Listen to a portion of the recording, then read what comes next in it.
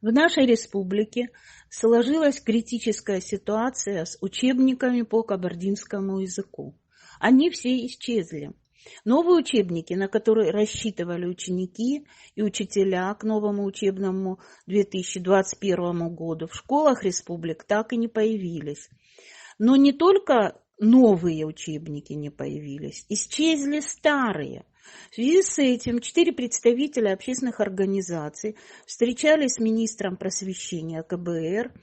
Это было где-то в конце сентября, 25 или 26. В результате стало известно, что учебники для 1 класса нового образца, разработанные учителями и учеными, уже готовы, напечатаны, и что их обязательно раздадут по школам в начале октября.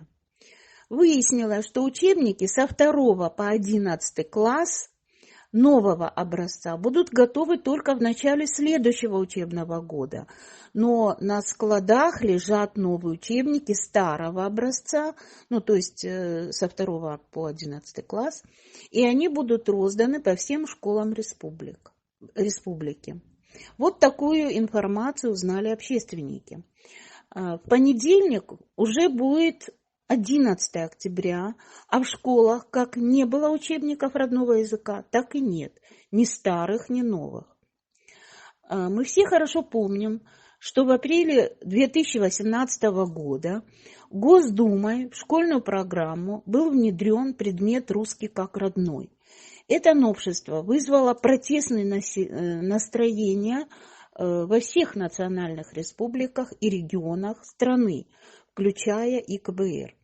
И это вполне объяснимо, так как означает полный переход на русский язык и постепенную, окончательную потерю родных языков в масштабе всей страны.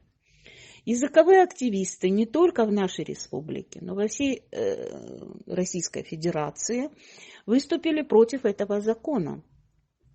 Кроме того, мы в КБР какими-то невероятными усилиями не допустили переход на факультативный метод обучения, который нам реально угрожал, оставив изучение родного языка в прежнем режиме, то есть 3 часа в неделю.